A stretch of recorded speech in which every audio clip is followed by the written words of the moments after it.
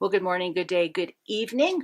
My name is Jill, and you are here, one, in a no longer being used horse corral, and two, at Jill's Journals. So take a deep breath, and I will see you on the other side to answer the question in the title: how do you make peace with the world and a future to accept one that you both fear and don't want? I don't have a secret answer, just a lot of questions.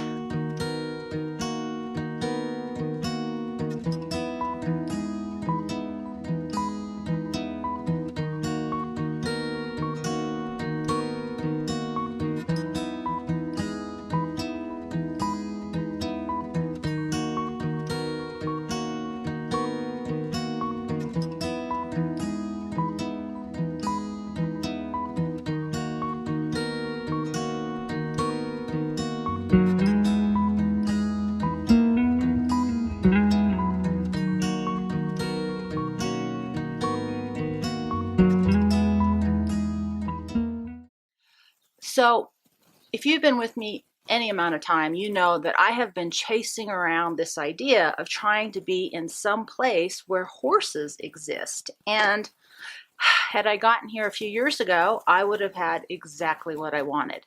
I am standing in a small corral that was used by two horses that lived on this property, and they're no longer here. But there are some horses in the area. And so I thought that would be a nice contrast, because the question that I really wanted to talk about today is this idea: how do you accept a future or a world that you don't want? And if you're like most of us, it's pretty scary what's coming down the pike. And I have been having this conversation in my head for a while, trying to push myself into acceptance.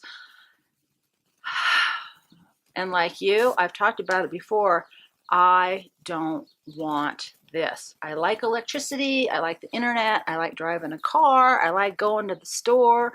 I like being able to call people. I like to be able to go places. And I want to be able to go, eventually someday, find some horses to take pictures of. I think I have a place to go. So what do we do if we can't accept the world that's coming down the pike? Because not accepting it isn't going to make it go away. So I came up with 4 things that are helping me, 5 things, sort of center it in my mind about what I want to shift myself into. And I thought I would offer them up to you. This is another one of those outtakes from the journaling process that I do in the morning. One of the best ways, I believe, to get through periods of time which make you crazy or unstable and uncertain is to document it for yourself in a journal as a way to just get that toxic energy out. So these are the 5 things that I came up with that I want to start shifting myself into, regardless of what's going on, because I can't control what's going on out there, but I can start to make internal shifts. So number 1 is what I believe is coming down the pike. So I'm asking how I'm going to do this, and that is, how do we build a parallel economy? And I am calling it based on ICE, which is integrity, something desperately lacking in the world today; commodities, we're seeing that with energy, grain, fertilizer, things like that; and energy, oil, gas, propane, those kinds of things that make our world move forward. What they all have in common, commodity and energy, it's a tangible asset we can use. But what's been missing for a very long time from our world is integrity. I do not want to build a world based on the way we used to do things, where it was no integrity. It's just all about winning big. So the question is, what would that look like? Number 2 is,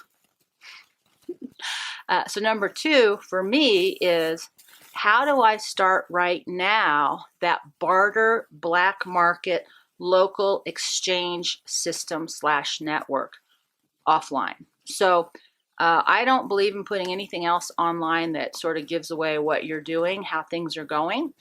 And so I want to start building that network and that system of energy, resources, commodities. How do I barter them? And how do we create a black market offline system?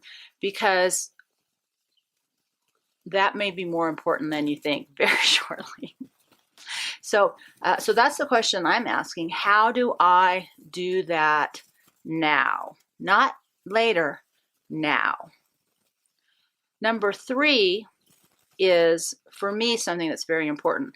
How do I start preserving the knowledge, the wisdom, the information offline, right? So we're so used to looking at things in video and in digital format, and some of us, like me, may have created digital files on a little drive. But have you printed them out? Are you capturing information that you need? Not just you, but the future, the people that will come behind you. Because this generation, those of us who are older, we are leaving with the last of the knowledge of how to get stuff done without electricity. And so I can't think of anything more important than documenting and preserving our treasure of wisdom and knowledge in an offline format. Number 4, and this one I know intellectually, and it's hard for me to get it done physically. How am I going to really go hardcore on health and wellness of body, mental, emotional?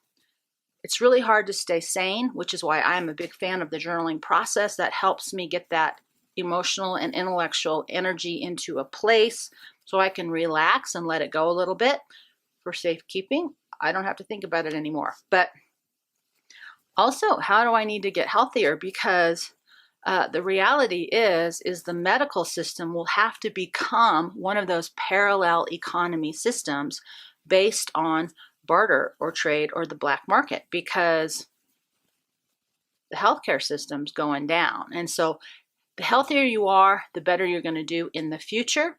So one of the ways to gain acceptance and peace with all of this is to increase the internal confidence. And the healthier and the more stable you are in your own process, that art of containment that I've been talking about, the mental, emotional, physical well-being, the more you breathe, the easier it is going to move forward into all of this. And number 5, and this is the one I've been working on my whole life, is how do I walk in faith? How do I develop more and more strength in God or whatever spiritual force or identity or idea or process that really works for you? I don't find comfort in religion, but I find a lot of comfort in that which created us. So however that works for you, for me, I call it wilderness spirituality. For me, my centered place with God, or what created all of life, is being in nature and being in the wilderness and being as wild as possible. So that works for me. I don't know what works for you, but building that into your life every day, I think, is very, very important. So hopefully someday soon, I will be able to find a way to be around horses, at least to take pictures. But every day I have to try and find some way to create a level of acceptance with a future and a world I don't want. And so I don't think it's something that happens in a flash. You know, my hands are cold, they don't click. But I do believe it's something that I have to get more serious about. And so I wanted to offer that up to you, because this is happening, this is coming. And if it doesn't, I'm healthier, I'm happier, and I'm outside more. Either way, I win. So I just wanted to toss that to you, something to think about, journal ideas for you to really think about that question. How do I create acceptance, make peace, find containment with this idea that I am moving, or we are moving, into a world that is both scary and unwanted? I know. With that, we'll see you next time.